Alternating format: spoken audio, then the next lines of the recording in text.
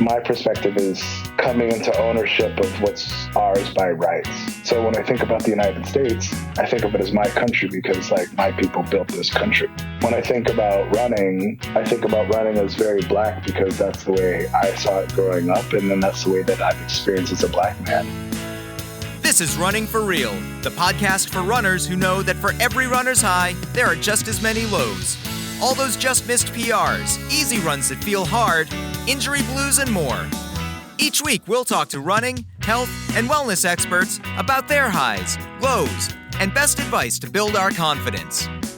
Running for Real is about being honest, being brave, and most of all, not feeling alone. And now here's our host, Tina Muir. Hello, my friends. Welcome to episode 200. 200! That's a lot of podcasts.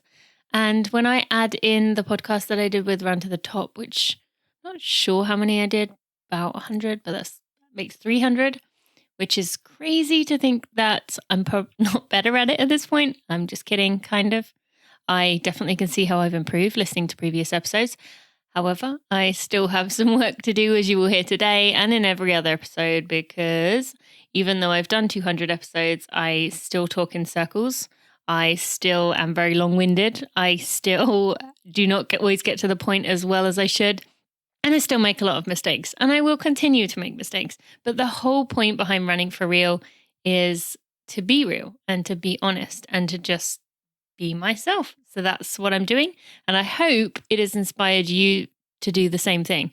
So probably should backtrack. If this is your first time listening, welcome to the Running for Real podcast.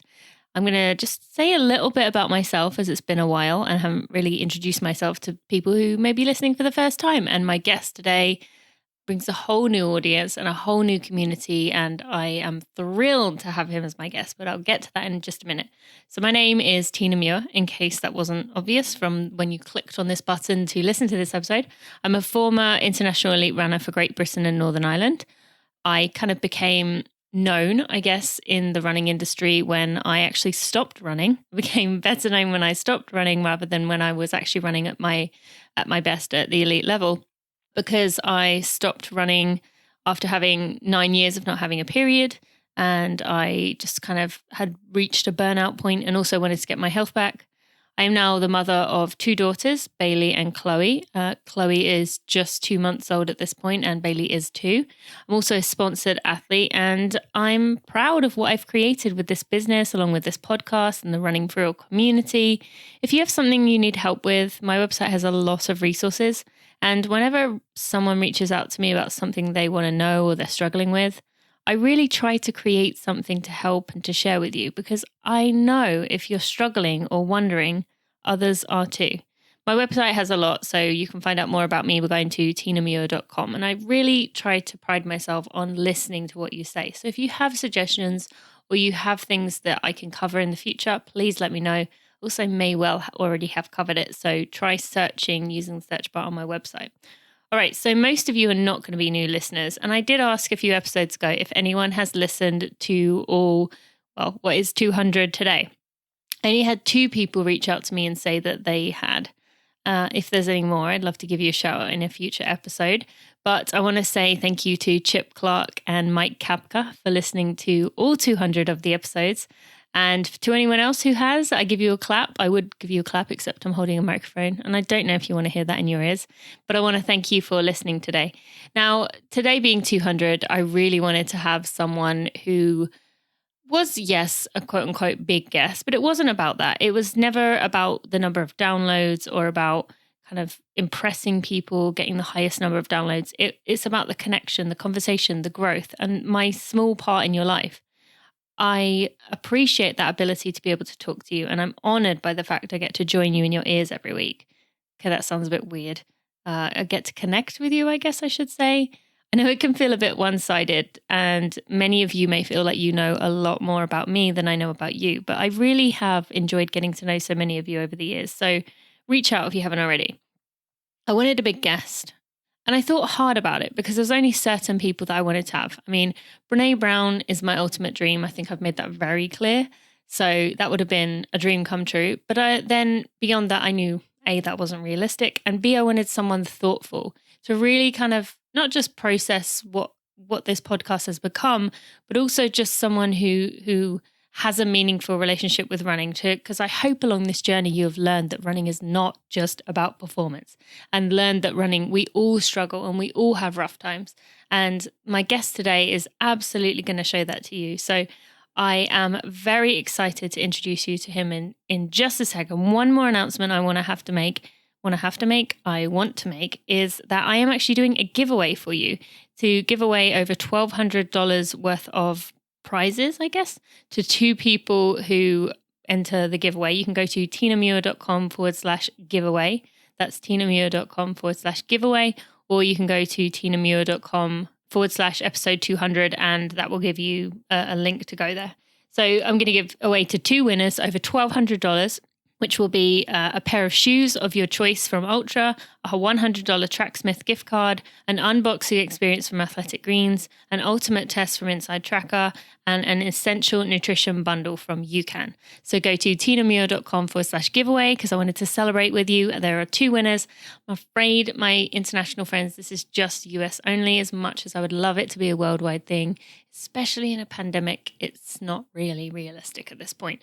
So let's talk about our guest today. I am very excited to introduce you to Knox Robinson. Now, Knox is kind of best known as being the Black Roses New York City co-founder, but he is also the Nike Plus Run Club creator. But he has plenty of roles. He's done pretty cool things, which you're going to hear about in this episode. We talk about that pretty early on. But then he's just discovered so much more beyond running, beyond, the surface things. And this conversation is thoughtful. That's the best way I can describe it. It's not just, we talk about some of the surface things. I give him some easy questions, but we also go deeper, and you will see very soon that Knox is just inspiring in the way that he views the world and the way that he speaks. And I just soaked in every second of this interview with him. I apologize at times that I do get a bit lost for words because I'm trying to process what he's saying. And a lot of the words that he used, I really have to think hard about. So because I want to understand it and I want to try and see things from his perspective. So I think you're really going to enjoy this episode. Sorry this intro has been so long-winded, but it is episode 200, so I feel like I've earned the right to be able to talk a little bit extra on this one.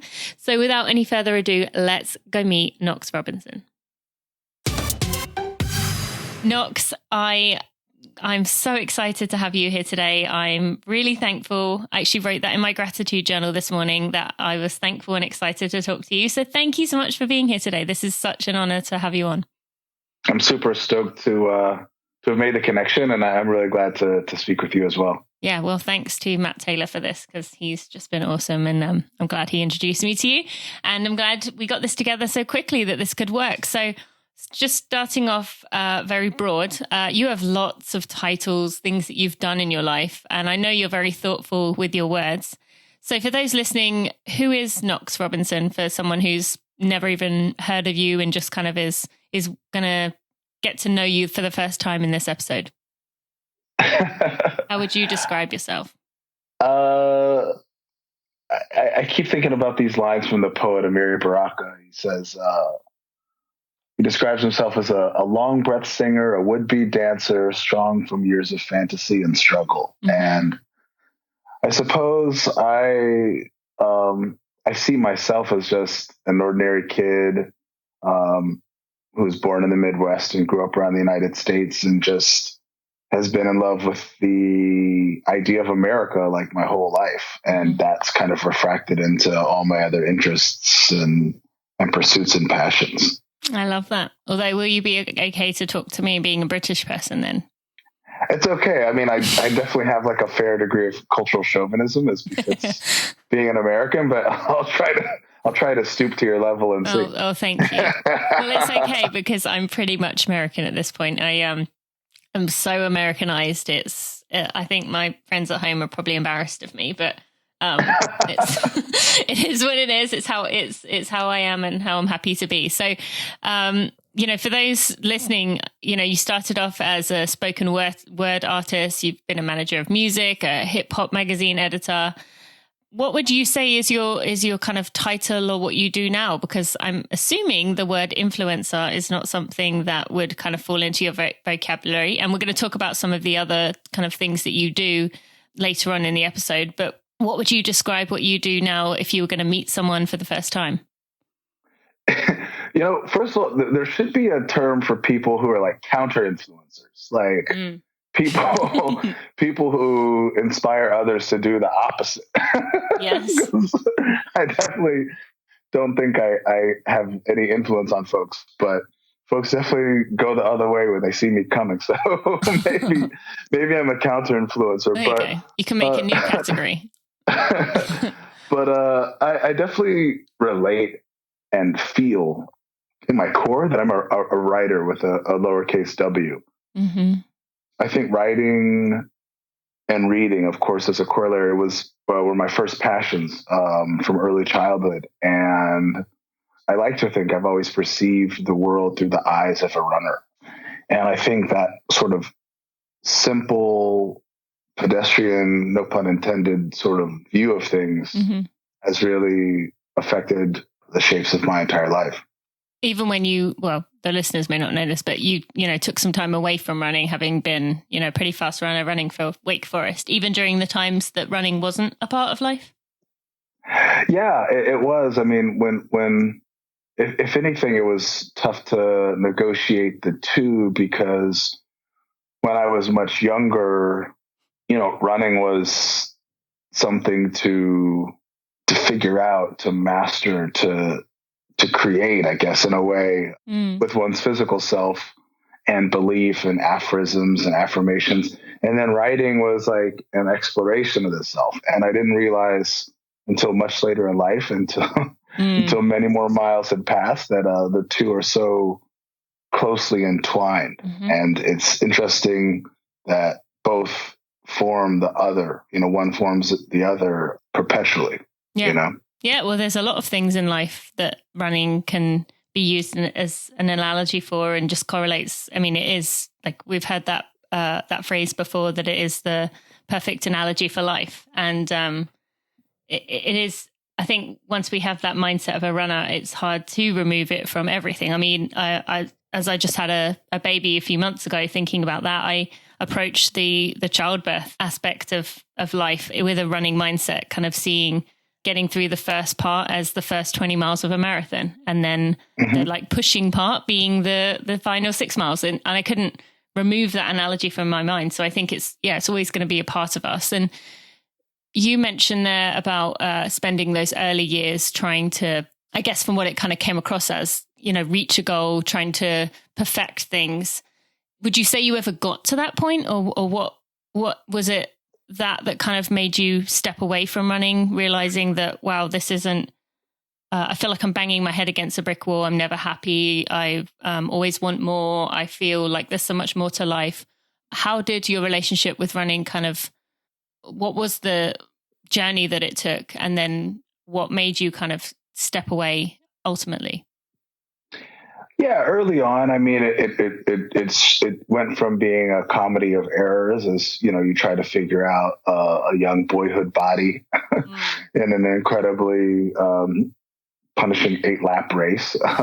And even after I did have some incredible passages of breakthroughs, I was more bewildered by those breakthroughs. And so now when I look back, it's interesting that I didn't have anybody in my life to give me perspective, but also I didn't ever have like any sort of structure or mechanisms to coalesce those gains. And so I just fairly lost my way and quit running for that time in my 20s.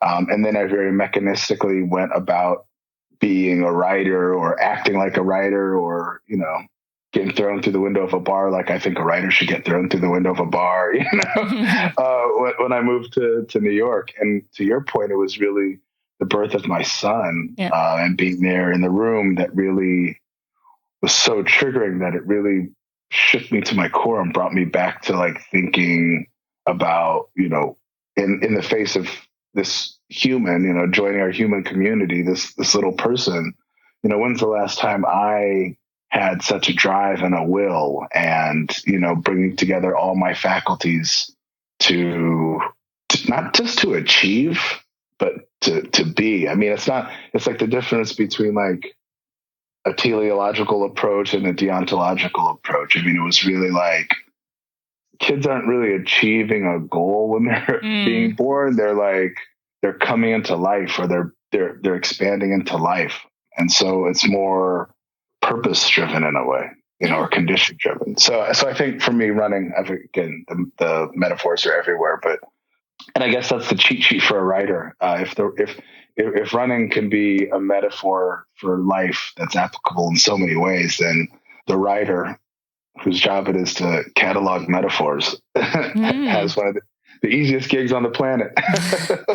Well, yes, I wish I could. Do you find that writing for you kind of comes similar to the way musicians say they're in the shower and all of a sudden it comes, or kind of the inspiration just appears out of nowhere? Or are you someone with your writing where you have to sit down and really set that time aside to work on it and then perfect it as it goes? How do you find it works for you?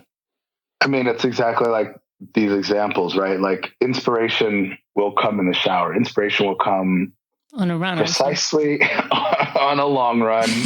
When you're usually like halfway in the beginning, and there's nowhere to, right. You're like, oh, okay. Or in a workout when you're like, I'm supposed to be focused, like I'm jamming out. And then you have that clarity of mind, probably precipitated by, the vicissitudes of the workout itself. And then you have this sort of one tiny mote of an idea that just emerges from the miasma. And you're just like, you know what?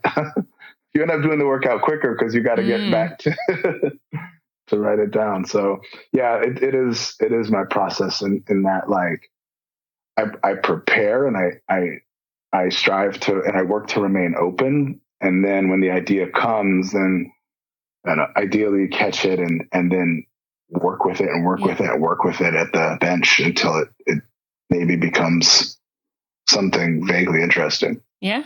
Well, I mean, from what I've read of your work, it's just beautifully written and so enjoyable to read. And I will put some things in some links in the show notes for listeners. I don't want to spend too much time focusing on those right now, but I will encourage you to go read some of those.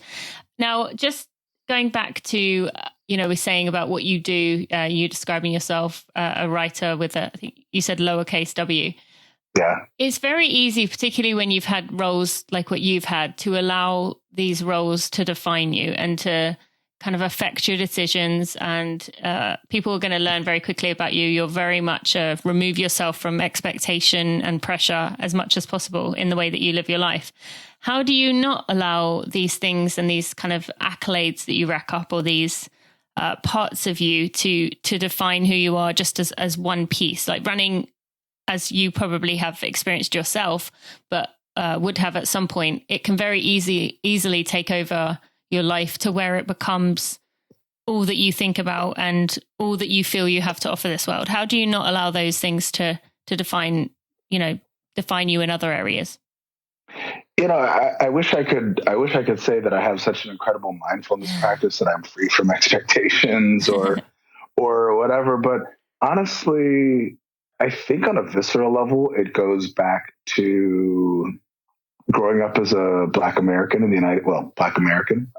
the world. Mm-hmm. And from an early age, I can't say my parents taught me to defy expectations or not to meet expectations, but I think in a way they taught me about the fallibility of expectations. And then also I recognize that given the racist constructs and the white supremacist constructs of the United States and its history and its culture, I realized from early childhood that there would be views and ideas and attitudes and statements superimposed on me that didn't reflect who I am as a person, who my family is, or who my people are. And in that respect, those ideas don't reflect reality. And so I think from an early age, I just didn't really have expectations as part part of my makeup. I don't really. So to this day, much to the chagrin of my detractors, like I don't really think about that kind of stuff. Thank you to Tracksmith for sponsoring me and supporting this 200th episode of the Running for Real podcast. This brand has been with me through this year, and I'm really enjoying their clothes, the company itself and what they do. I told you just a few weeks ago about the fellowship program, how they are offering 3 to 5, they're going to fund projects for 3 to 5 creators in kind of anything from film, photography, poetry, fiction, podcast, music, painting, sculpture, whatever. You can submit your concepts for a year-long creative grant. Such a cool idea. I love that they are doing that. They also have this really cool email system that is going out right now. These 100 days of summer is what they're calling it. And it's just kind of getting you to look at running in a different way. It's got articles and emails written from Mary Kane and Nick Willis and other people within the running space that are related to Tracksmith and working with Tracksmith. It also gives you advice. It's all about kind of summer running and how to get the most out of your summer. So I really am enjoying the 100 Days of Summer newsletter, and you can go find out for yourself, get more about this by going to journal.tracksmith.com. And then I also want to give you my code, because I should have given it to you at this point, but have missed the ball there. So you can use code 4REAL15 for $15 off your first purchase of $75 or more. That's code FORREAL 15 for $15 off your first purchase of $75 or more. I am absolutely loving the Twilight Tank, as I mentioned a few weeks ago. It's something that I wear casually with my denim shorts, or I can wear it with my other Tracksmith shorts, and then I can be ready to go into workout mode anytime I need to when I get a moment's notice. So I'm really enjoying these Tracksmith clothes, and I'm really just enjoying what the brand does, what they stand for. There's not many brands in this space that are so determined to help runners and really thinking beyond just the surface things. And Tracksmith is one of those brands. I'm honored that they get to celebrate this 200th episode with me. And as you heard, they are one of the brands who are giving away a $100 gift card within the giveaway to celebrate this 200th episode. So thank you so much to Tracksmith for supporting me. Go to tracksmith.com and use code 4REAL15 for $15 off your first purchase of $75 or more. Given the racist constructs and the white supremacist constructs of the United States and its history and its culture, I realized from early childhood that there would be views and ideas and attitudes and statements superimposed on me that didn't reflect who I am as a person, who my family is, or who my people are. And in that respect, those ideas don't reflect reality. And so I think from an early age, I just didn't really have expectations as part of my makeup. I don't really. So to this day, much to the chagrin of my detractors, like I don't really think about that kind of stuff. On the other hand, I do put pressure on myself to stay true to myself. I do put pressure on myself to follow the threads, like and live as a writer, for instance, and however absurd that might be. So instead of pursuing big commissions and articles in mainstream media, I prefer to like mine out my ideas between like a rusty wheezing laptop and a cracked iPhone and out there on the roads and like little scraps on hotel napkins and, bar receipts. And so I definitely don't consider myself any less of a writer. I don't consider myself any less of a runner, that I haven't, kind of hit the PRs that I have for myself, those kind of expectations. But nevertheless, those things are motivations for me more than expectations. Wow. That is, I think that's a place that most people would love to be. And it just sounds like the kind of way of living that I think many people would strive for. And you recently spent some time in Mexico. Was that to what was the reason behind going there? Was that to, I don't want to say escape the heaviness of this time, but was any part of that like conscious to remove yourself from the situation of kind of America at this point? Like, be it racism or be it the coronavirus or whatever? Sure. I mean, but it happened so early on in the pandemic that my partner, Lita Shai, she's a digital director in the Condé Nast Network. She's a media person. And so she's coming from like a health and wellness brand perspective. So she's coming from an evidence-based perspective on health and wellness. I am also, but I'm also coming from like a Black conspiracy perspective. So I'm like, oh, this is going to be bad. So although we don't always align on everything, when the pandemic was starting to sweep around the globe, we really sat down and said, this is going to be kind of crazy and there's no protocols set up. And I just thought about myself as like a free Black man in America, walking home from the train station or going to the store. And I was like, this is going to fall squarely on the shoulders of some people more than others from the very beginning. And so this was, early March. We've been talking about it for most of the year to that point. And we just thought like we needed to remove ourselves, for me, maybe necessarily being the crosshairs of United States under duress.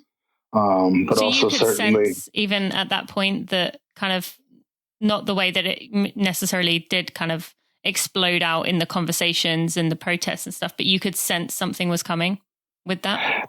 Yeah. And that was a strange moment because like I can sit up with folks and talk about it and be forthright about, what I perceive to be the political conditions in the United States and whatever. But it was like one of the first times where I was like, I just had a sense that it was about to be much more militarized and politicized than just the basic crude facts that we knew about the virus and its spread at that time. And then it was entirely bizarre to be in Mexico, like in this garden apartment of an artist residence, like a couple blocks from Frida Kahlo's place and Diego Rivera and where Trotsky was, and still the echoes of Mexico City 1968 Olympics and the civil rights demonstrations there.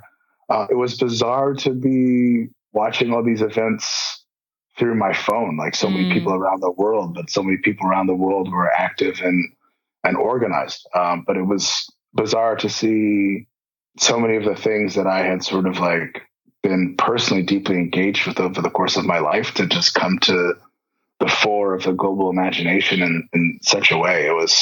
It's been wild. Did any part of you feel almost like a guilt for that, for not being here, or were you able to say, I've done so much work for all these years, I've been exhausted for years because this isn't a new conversation for me? Like, what was the voice in your mind saying to you? There's this mantra, the incredible laureate Langston Hughes. I think a Czech writer told him back in the 1920s, gave him the following advice. He said, hide and write and study and think. And that's the advice he gave to a young Hughes, I think as early as 1925. And since I came across that idea as a young writer, I've always found solace in that. And so I've definitely, led demonstrations on my college campus and took over, whatever, and definitely have always been activist in nature. But I think that the lowercase w as a writer in me sees it in so much more of a proletariat way that I think that I definitely have to observe. I definitely have to consider and think. I definitely don't need to be the first one on the front lines throwing a Molotov cocktail. Yeah, right. Because I have respect for that. And I think that's probably my personality and my nature. But at this point, I have like layers and layers of experiences and perspective shifts and temperance, at least on that level, to kind of leaven that response. And so it was actually really incredible to have that time to sit in Mexico and to watch events from a distance and to consider and to take notes. I mean, for me, for example, with the killing of Ahmaud Arbery, you know, as an observer, there was a wild lag time between his actual killing in February and by the time the New York Times sniffed around and saw it was a story. And then there were several beats after that before it got reposted, or maybe another version of the story came out a few days later. And so there was a lag time. And as a writer, I observed that and took note. And on the other hand, it was amazing to see so many passionate hot takes come out in the 24 hours after, I don't even know what the inciting event would be. Oh, the release of the video, obviously. So it was really the leaking of the video that then precipitated these things. And for me, I needed to like turn away. You mentioned jazz musician, how Miles Davis would turn his back on the bandstand, you know, and just play to the back of the stage. You know, sometimes folks need to turn away. And so I really had to like turn into my own journal and kind of pursue, you know, a memento mori or writing about Ahmaud Arbery in a different way that kind of resonated with me. And so since that time, I've been, you know, note taking and kind of exploring different voices and different modes of expression to kind of come out with some sort of work about Ahmaud, you know, with no expectations. Yeah. Just something in the future. And I think looking at reflecting actually and considering has been the work I'm doing with that. So it's a long-winded answer to you, but yeah, I definitely was like, deeply engaged, deeply engaged. But also I think it was instructive for a person like me to sit and watch for sure. Well, particularly, I would imagine your number of requests and people asking you for either advice or to help them individually has skyrocketed. You know, Alison Desir mentioned, I think it was maybe Alison Desir, or maybe it was, I can't remember exactly. I've interviewed quite a few people this week who it was. I think it might have been Alison that said that she's had tons of DMs, kind of people asking her for help. And, you know, I can imagine being in Mexico, it allowed you to have that thinking time. Obviously, it's going to be on your brain, but give you that time to process, but also, removes you, kind of almost protects you a little bit, protects your heart a little bit from, you know, what is happening and all the kind of waking up-ness, I guess, from white people. So I think that was absolutely the right decision for you to make. And it's good to kind of hear you working out in your head why that was the right thing for you to do. So thank you for sharing that. Yeah, it was interesting, you know, but actually, like, I had very few requests. I don't get a lot of DMs. I don't get like a lot of energy in that way. And luckily I don't have like a big ego about it, because I'd be like, wait, where's all my free clothes? But I really do keep close counsel with a small group of folks. And I think if anything, the opposite was true. For me, I was able to observe, disengage, run, take care of my 3-year-old daughter. Like I was consumed with full-time dad duties and still doing the honest work of being a parent. Yeah.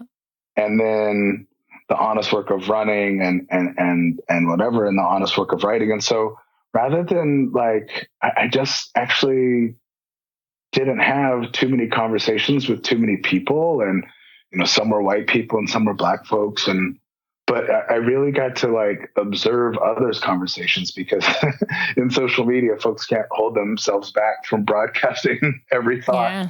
So I was really blessed to kind of have my own space and to have the silence to understand what was right in my soul. And then if I was able to share that, you know, in some writing, or share that with you in a conversation, then that's the result of like a protracted period of like isolation and silence, as much as like kind of opening the aperture to all the events happening now, but filtering that through experiences in the past and then projecting that in a speculative or a futurist way to the future. Thank you to Athletic Greens for sponsoring this episode of the Running for Real podcast. I am loving this all-in-one daily drink to support better health and peak performance. So even with a balanced diet, it can be difficult to cover all of your nutritional bases. We know that, right? Especially in quarantine when the goodies, the taste goodies, are just so easily at reach. We can just easily grab for the snacks. I know Reese's Pieces and some other sweets that I have had around lately have been going down a little bit too fast. But that's where Athletic Greens will help. The daily drink is kind of like a nutritional insurance for your body that's delivered straight to your door. It's developed from a complex blend of 75 vitamins, minerals, and whole food source ingredients. It's a greens powder engineered to help fill those gaps in your diet. The daily drink improves everyday performance by addressing the 4 pillars of health, which are energy, recovery, gut health, and immune support. It is packed with adaptogens for recovery, for probiotics, digestive enzymes, gut health, and vitamin C and zinc citrate for immune support. It's an all-in-one solution to help your body meet its nutritional needs. So I've told you so much about how much I'm enjoying it. I told you that I used it as my prenatal. I'm still taking it now as my prenatal for breastfeeding, and I'm just really a big fan of the product. I've made that very clear.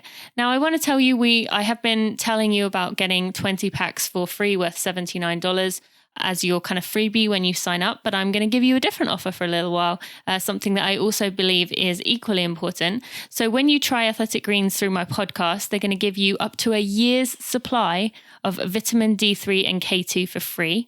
As we know, we get vitamin D from the sun, and it's also often recommended as an important supplement by gut health experts, particularly in the winter months. But the Athletic Greens vitamin D3, K2 combines these essential nutrients to help support the heart, the immune system, and the respiratory system. So whether you're looking to boost your energy levels, support your immune system, or address your gut health, this is the perfect time to try Athletic Greens for yourself. So just go to athleticgreens.com/Tina to claim my special offer today, and you will receive the free D3K2 wellness bundle with your first purchase. That's up to 1 year supply of vitamin D added value when you try their delicious and comprehensive daily all-in-one drink. You're going to be hard-pressed to find something as impressive as that anywhere else. Again, that's athleticgreens.com/Tina. But I really got to observe others' conversations because in social media, folks can't hold themselves back from broadcasting every thought. Yeah. So I was really blessed to kind of have my own space and to have the silence to understand what was right in my soul. And then if I was able to share that, in some writing or share that with you in a conversation, then that's the result of a protracted periods of isolation and silence, as much as kind of opening the aperture to all the events happening now, but filtering that through experiences in the past and then projecting that in a speculative or a futurist way to the future. Mm-hmm. Yeah. Hearing you talk, I'm listening so intently to every word that you're saying that this interview, all these questions that I had, some of them seem so trivial because this conversation goes so much beyond kind of the basics of running or the simple things that I was going to talk about. It's I'm just trying to think about which direction I want to kick it. No, let's go in the trivial direction. I'm obsessed with the trivial. Like I said, I think it's the I don't know. I wish I could speak to sort of loftier aims and ambitions, but I just I'm always going to be drawn to the simple, everyday, quotidian kind of things of our lives. I think we all are, aren't we? Life is life is so complicated in so many different ways that it's nice to have some softballs thrown at you. All right, you want a softball? I'll give you a softball. All right, so we have the same marathon PR. So if we met up tomorrow and went out for a run, went out for a marathon, raced, I know the answer, but who would win? It's you. No, Okay, don't worry. You don't have to bless me. I'm a very petty person, and I think I would engineer it so that we would tie. Oh, okay. And then you do the kid thing of like, oh, you're catching me. I wouldn't have to cop to. Yeah, I would make it theatrical. Okay. We'd end in a tie, and then I would make it about drawing into question the very nature of winning and what does it mean and what is it for, and leave you with that as a way to mask my own lack of fitness and my own my lack of fortitude to throw myself over the line and win. So I was like, actually, I'm gonna just leave her with a psychological game, and then. But maybe I'd be doing the same thing with you, because I've, former elite runner, but nowadays I just have no goals, no plans, no expectations, no nothing. And so maybe I would do some reverse psychology on you and make you be the one leaving with some thoughts here. So I just found it interesting having the same PR, and reading about you in general and your approach to running is that you're all about running by feel, which people who listen to this podcast know that is all I talk about. So for those I haven't convinced, maybe you would do a better job. Why is it best to go by feel? And for those who say, yeah, but I'm going to go out too fast, I can't do it because I can't pace myself. What would you say to those people? Well, yeah, some of those constructions, negative constructions, I can't. I like, as a writer, I've worked to strip from my vocabulary. So it's not so much that we can't. I think the simplest explanation for people like that who come to us new in running, or, for coaching, or they're just kind of finding out about it. Sometimes I've just like boiled it down, and I just say, like when you're on the starting line for that race and the gun goes off, you need to know how it's going to feel inside, because like no watch and no training plan and no coach and no strategy is going to get you to where you want to go 100% of the time. There's just the seductive thing, the treacherous thing about the marathon is that it's so long that there's just multiplicatively so many things that can go wrong. Oh yeah. And so, and then the better you get at it, then the more magnified those things can become. So it's all a delirious kind of mixture of potential failures, and navigating those rocks is the only thing that can give us some semblance of success. But I think you got to tell folks that when the gun goes off, it's that feeling inside that's going to steer you clear, and that's running on feel. And that doesn't happen just in an emotional way on race day. That's an equally concomitant part of our training and our preparations, just as much as workouts and long runs and good hydration and sleep. And this is the ideal time to work on it, because no one really can possibly have a goal race, because we don't know what the situation is going to be. So year after year, I hear people saying to me, I can't do it now. I'm in the middle of a training for a race. And it's, well, now you've got that time where you can practice it. And I think you kind of what you were saying there, one thing that goes with running by feel that people don't often talk about is beyond just knowing what a pace feels like. It's also, what do your arms feel like at this certain speed that you want to be running? What does the cadence of your feet feel like? Not, I'm going to get 180 exactly, and if it's 182, it's too much.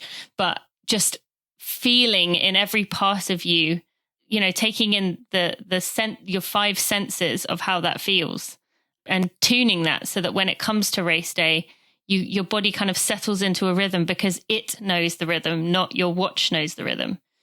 Is there anything you would add to that to kind of help people during this time if they want to start learning to run by feel, but have always traditionally gone out fast enough where they have to slow down towards the end? What would you say? No, what you just said is like an elegant description of our work for this moment, and I think it's incredible that, the same folks who, need it the most are the ones that like we have to reach out to the hardest, like in our coaching practice or just giving advice, at a pub or whatever. It's really giving advice in a pub. What people come up to you asking for running advice? I mean, honestly, those people are just as receptive as people who are out at the track for workouts. So, okay. It's like really when we're talking about running on fields, it's just that, right? It's inviting that spirit to kind of take up residence in our bodies and just to stay there. And it's interesting that as running can grow more technical, it doesn't really get any simpler than that. And I think that there's this moment in coaching or sharing where we put those pieces together. And that's really when you can start to see some of those breakthroughs. But it's definitely a big challenge because the forces of late stage capitalism are just going to perpetually like cram products, down our eyeballs. And then just everything about running that is so pure and simple can also be so like diabolically complicated and materialist and acquisitional that it's also a strange job of a coach or that kind of personality or leader in running culture to pull people away from all the shiny things and get them back to like the harder work and the rainy days and the cold mornings, or the hot runs as well, Yeah, no, I'm exactly the same way. And I always said that I'd love to write a book on running by feel, kind of being like the simple runner, the simple athlete, not, I'm probably going to regret saying this, but not using Strava, not having a GPS watch, not writing your training down online, not looking at social media, removing social media from the picture for a time, but really giving yourself the space to just appreciate the simplicity of the sport. And I've always wanted to kind of cover that, but yeah, it's not really what quote unquote most runners should be doing. In my position, I should be kind of encouraging people to buy things and use things. And but in my heart, I want to encourage people to get back to the source of running, the basic of running, because I really feel that's where the magic happens, not only with running your best, but also just the joy of it. I mean, having been driven for years by a finish line, I can say I'm so much happier within my running now, even though I'm not doing anything and just kind of getting out there because I want to get out there. So I hear you there because I feel the same way. But it's not what the industry would want us to be doing. And even though I realize if people weren't having technology with them, that would mean they wouldn't take a podcast, so if people listen to my advice, I'd run myself out of a job in some ways, but I do feel it's important. So I definitely understand. It's true. I mean, I definitely in many ways, I'm a fabrication of social media. And like, I would be, lying to myself if I thought it was any other way. And so it's interesting to really continue to stay committed to those core values and still sort of work with those tools, whether that is a social media platform or a podcast or Strava or like a, $1,500 GPS watch. So how do you keep that separated? I recently did, after my daughter was born, I did a 1 month, I removed myself from social media. I had planned ahead to get some things up just so that, people could know when I had a new podcast and things. But so my assistant posted that. But how do you remove yourself from, there's people who sole jobs are to make social media addicting, are to make, like you said about the capitalist society we live in, creating things that are tempting for us, ads that are designed to hit us and make us want them. How do you remove that part of yourself? You said you're not immune to it, but you seem to have a better grasp on it than most of us. That's one of the highest compliments I've received in a long time. And anyone who knows me know I'm always open for compliments. So thank you for that one. I think it's like a combination of, what we talked about early on, that reticence that I have as a Black American. I think it's coming from a certain age and generation. I think it's the relationship I grew with running from that time before all these things even existed. And so I think if I have a chance of survival in this moment, it's going to come from staying true to those sort of anachronistic antediluvian values and models and modes, just to see it through. And if anything, I hope to share those or refract those or reflect those to folks who might be following along. I mean, the whole thing still to me is pretty perplexing, but I think from an early age, I was in love with the combination of image and text. And so for me, I just keep thinking about image and text. And so I really work at that. Well, then that means social media is perfect for you, right? Because that is exactly what it is. I feel bad, but I was like, this is my wheelhouse. How can I use these powers for good, you know? But then how do you, in that moment, I mean, maybe this is part of the meditation, and if it is, share with us, but how do you, post something on social media, but then not reach for it when you're standing in line at a grocery store or walking up the stairs? These times where we've become so bad at being with our own thoughts that we want to fill that time with anything to distract us. So how can you have these beautiful things to share, but then how do you remove yourself from the pressure of it? For me, that I had to do that social media break, and it was wonderful. I just cherished it. And I was able to get my thoughts back and have time with my own brain. But then as soon as I added it back in, I went straight back into those patterns. And I know a lot of people listening are the same way. So how do you stop yourself from letting it go down that rabbit hole when, again, I said these people have their jobs are designed to make it be addicting, make you want to come back for another hit of dopamine? I look at it exactly that same way, that it is about that dopamine pump, and it is really these things do have the architecture to get us addicted and to keep us addicted. And so I kind of look at it as any kind of low grade addiction. I have to have things that like counteract that addiction. Mm-hmm. Sometimes I feel like eating fresh vegetables inoculates me against social media. Being good on social media, and it's everybody virtue signaling about their fresh vegetable diet. But I definitely feel that a mindfulness practice, obviously, but also our distance practice that we share. I really feel that, we've all been dinged for it, being out with family or hanging out with friends, and someone loves to say, "Oh, you're always on your phone." And sometimes in my mind, I'm like, there was 3 hours today out in a rainstorm where I wasn't on my phone. What about you? So I definitely feel that doing the other real world things and the human things without our phone as an accessory is, for me, a bulwark against being totally a digital animal, a social media monster in that way. So you remove it from the situation, like leave it at home, leave it in the other room?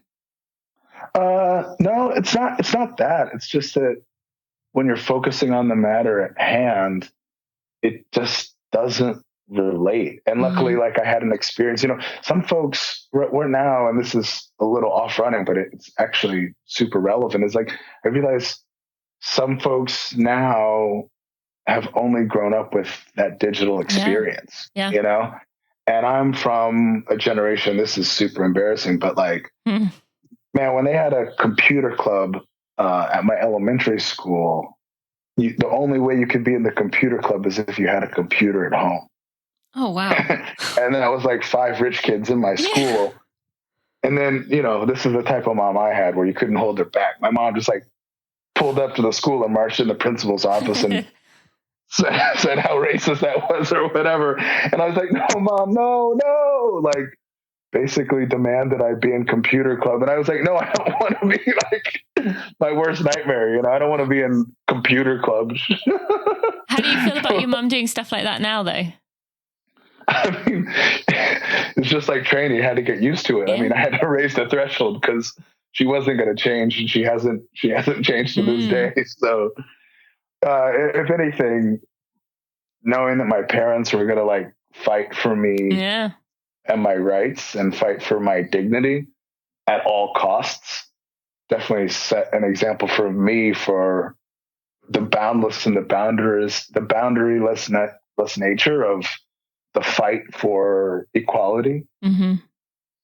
And that if I was going to call in the cavalry, if we're going to call in the troops, that I had to make sure that, I had been doing right, or that I merited that response. So it definitely kind of like made me hyper aware of like my own actions.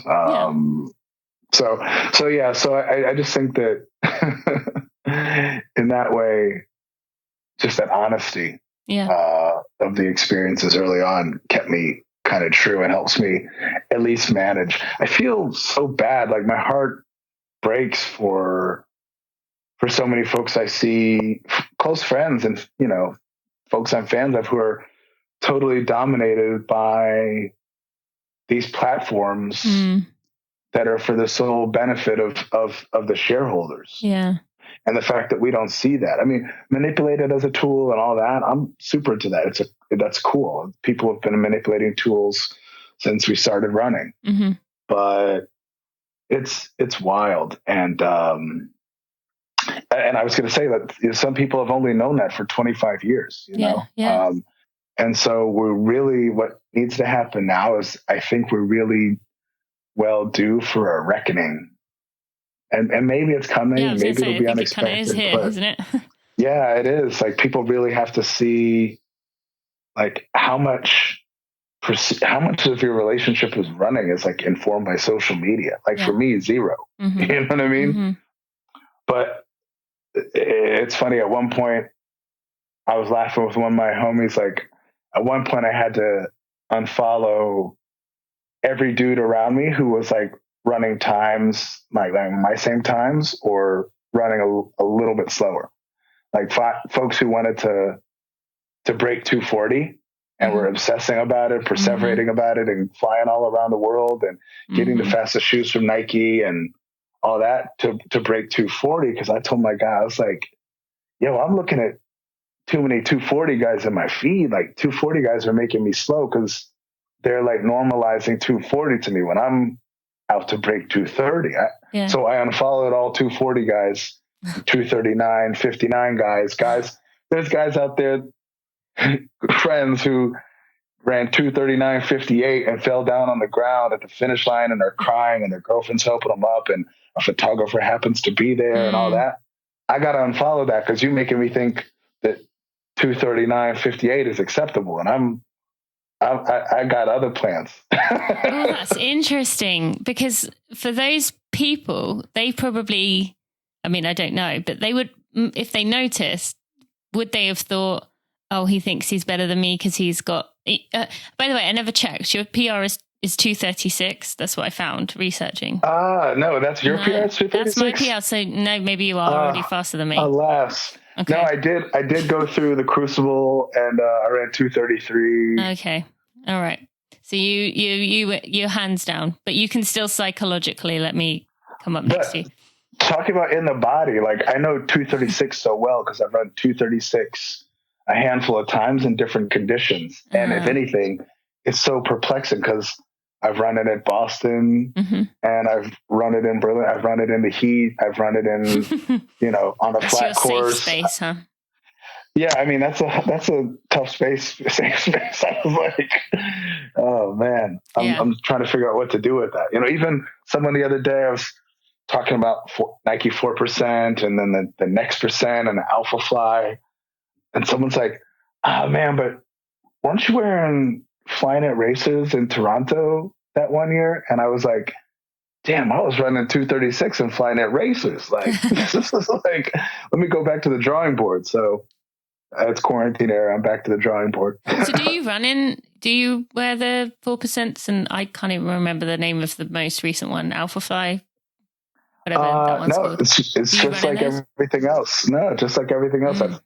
That's been the one addiction that I've been able to quit cold turkey instead of just weaning myself away. I haven't touched those shoes probably since November because I came up on the realization, it's super obvious, but efficiency makes us weaker, and that's cool to be as efficient as possible on race day.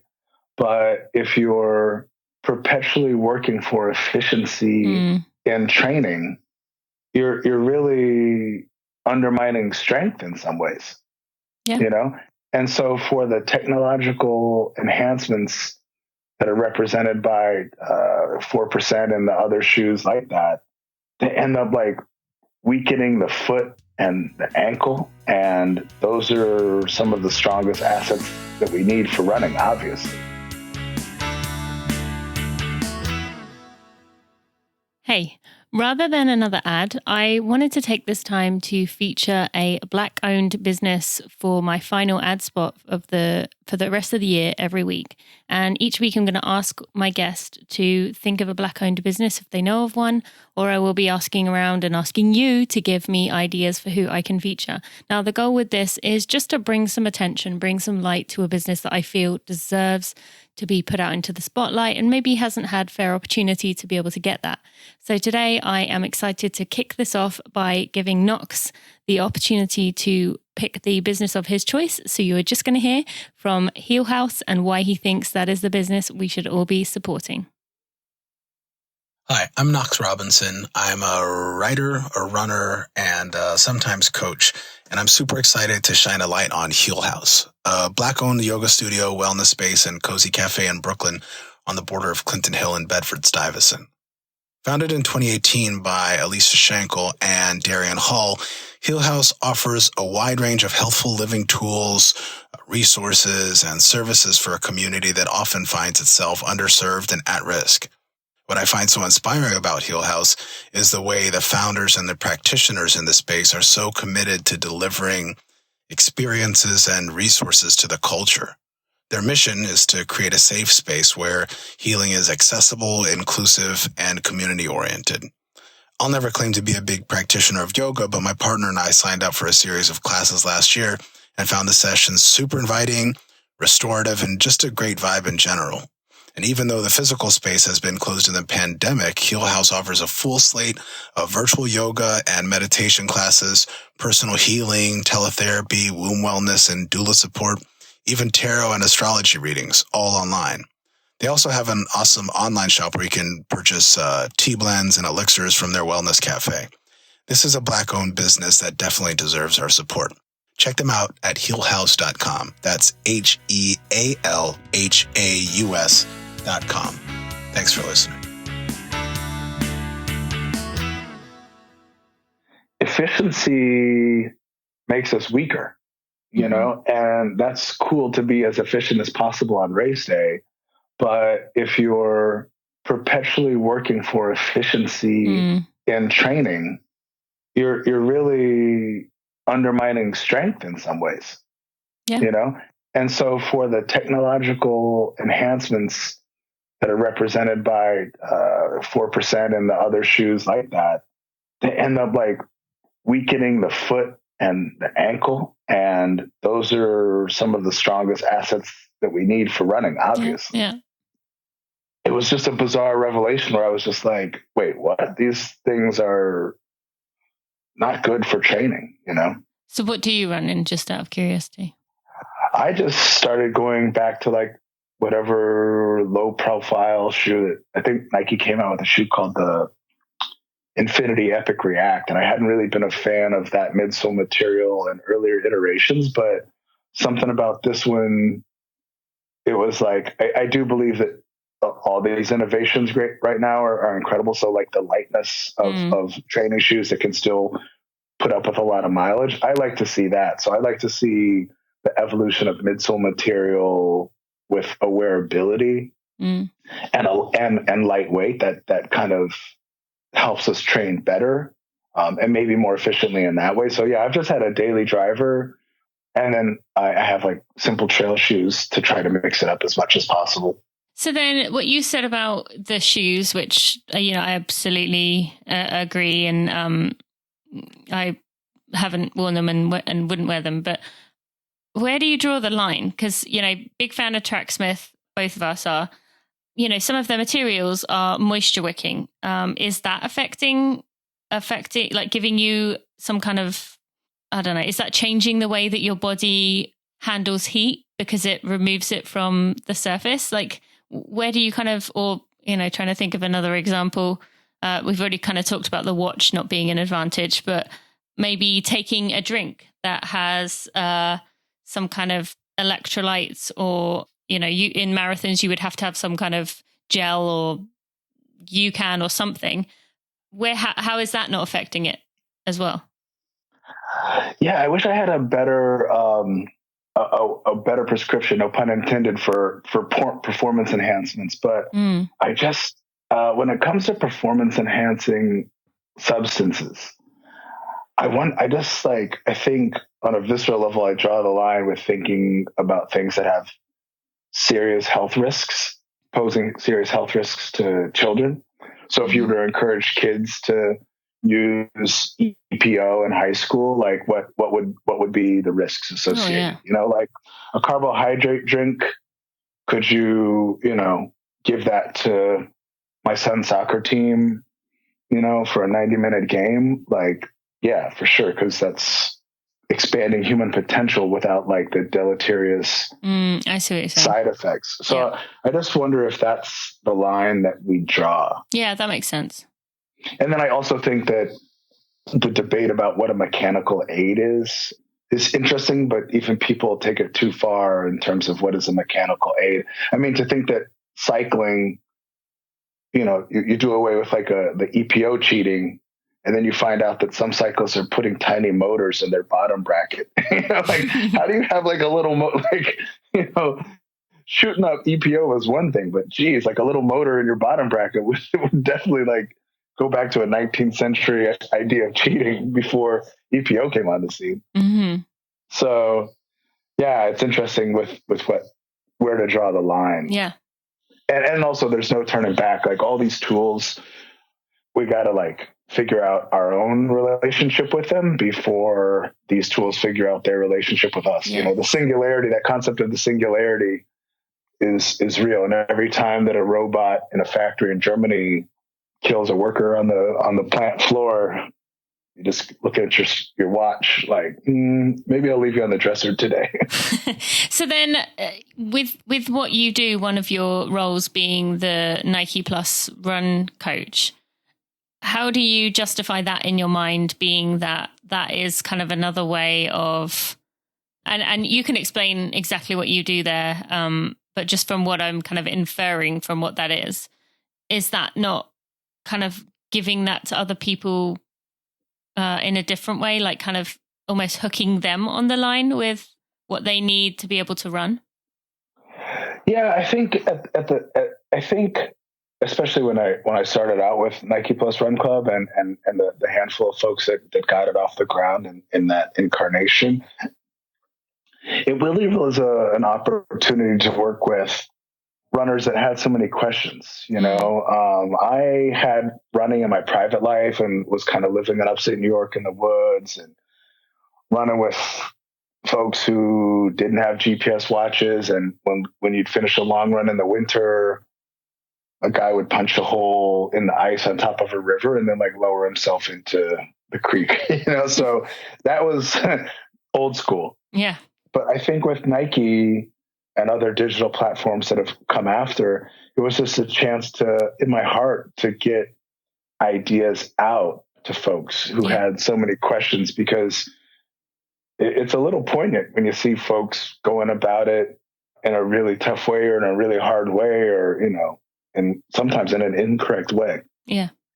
And so I was really excited about the opportunity to share that. And also in a political calculus to sort of like have, the image of like a Black American dude speaking positively and speaking to long distance running and things that certainly some folks think are the exclusive, purview of rich whites, coastal elites, so for me, it was strong. I mean, folks can surmise for themselves the extent to which Nike has used me on that app. It definitely has elevated other voices rather than my own. But the intent early on was, I definitely believe in the product, and Nike has made some incredible product when it wants to. And the moment right there in 2013, 2014 was an opportunity to maximize the soulful ideas I had about running, at least for a time. Yeah.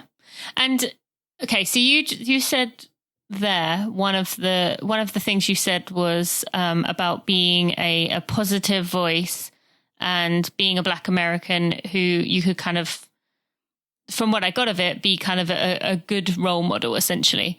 But from the reading that I've done and the learning and unlearning that I've been doing about systemic racism, a Black man or a Black woman, but particularly for men, have to kind of stand out as exceptional and to be very good at something, or kind of the people who make it are people who are exceptional rather than being, an everyday person, and in order to be accepted by kind of white people.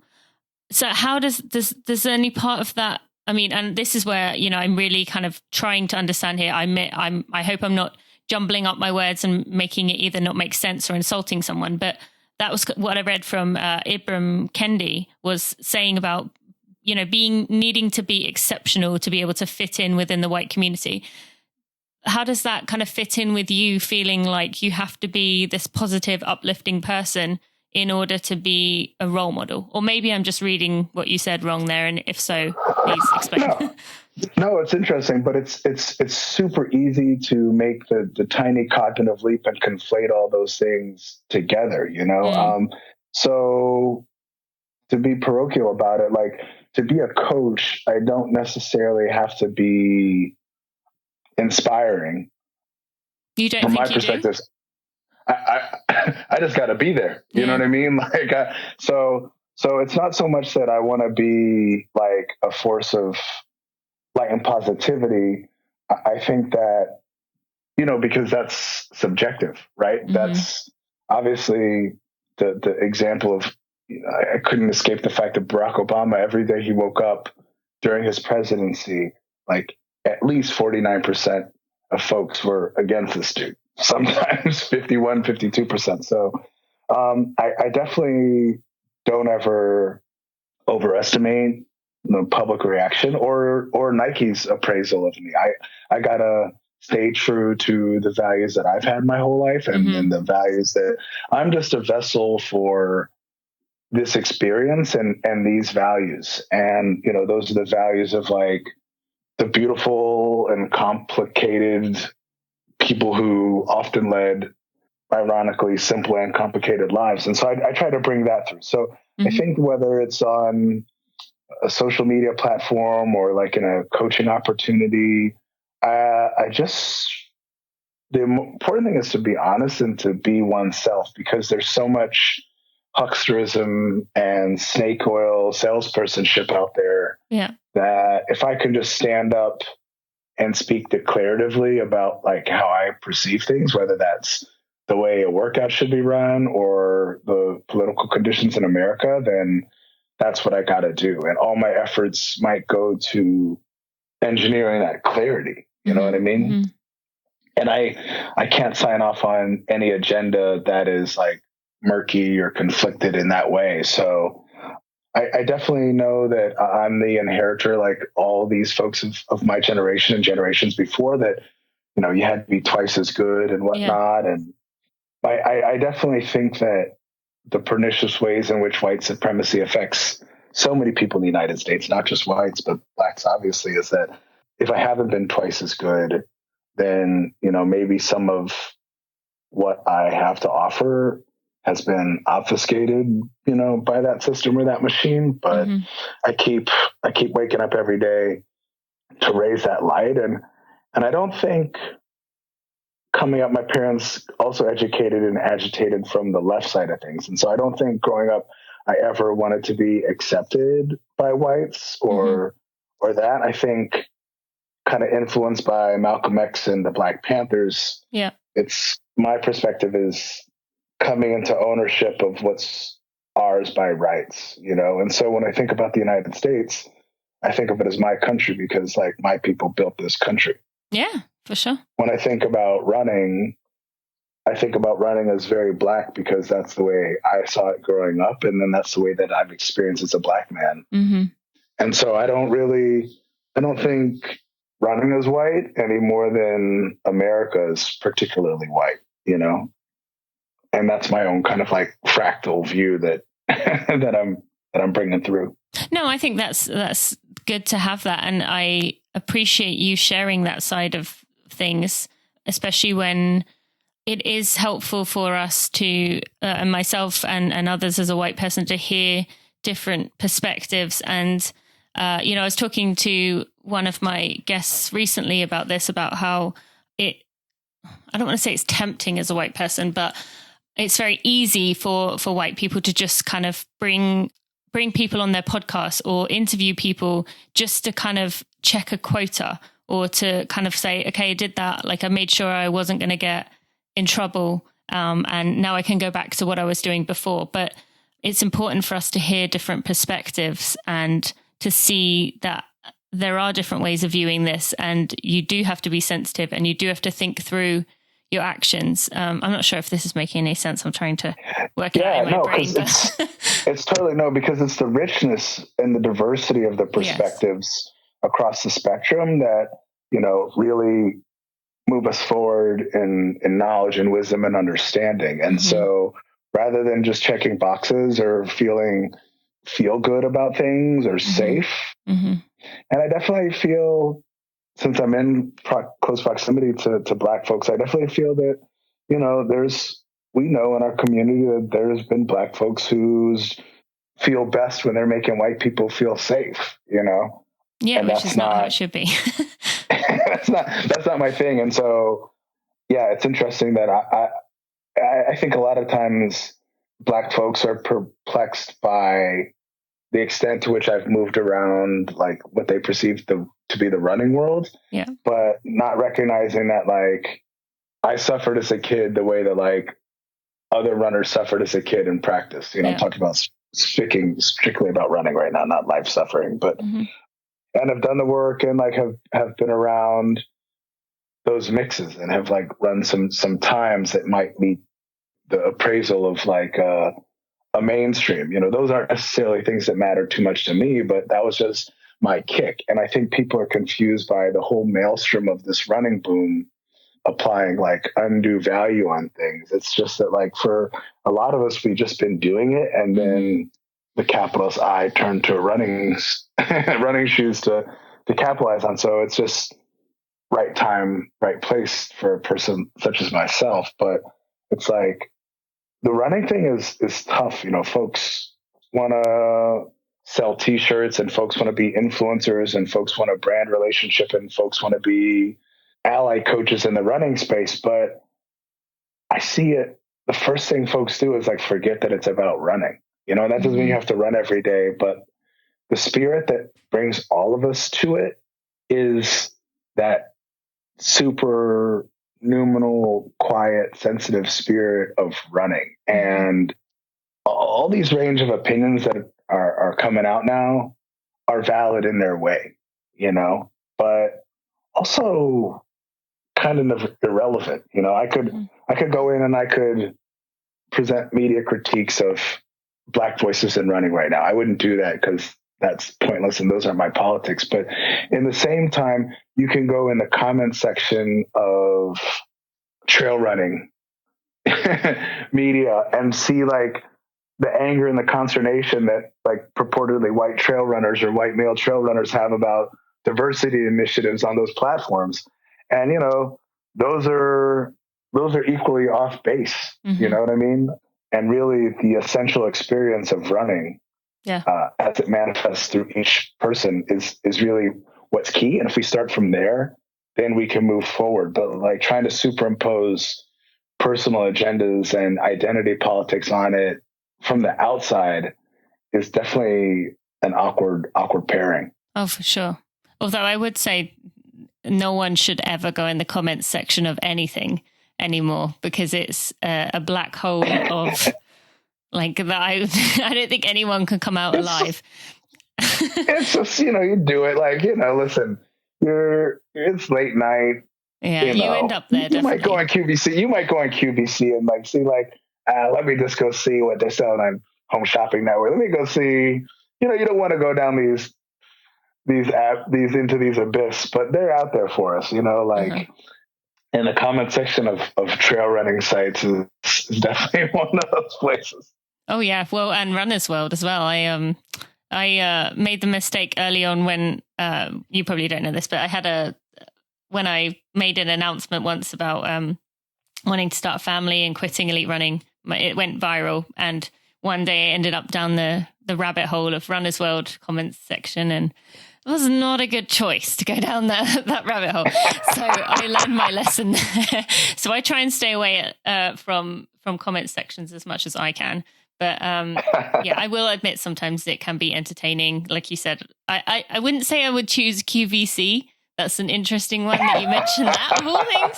But some comment sections are interesting to read, especially when, like you said, when you're in that late night and you're kind of a bit more vulnerable to making poor choices, I would say. But yeah, thank you for that. And there's so many things I didn't even get to in this interview. I didn't even cover half the questions I had, but that's absolutely fine. I'm fine with that.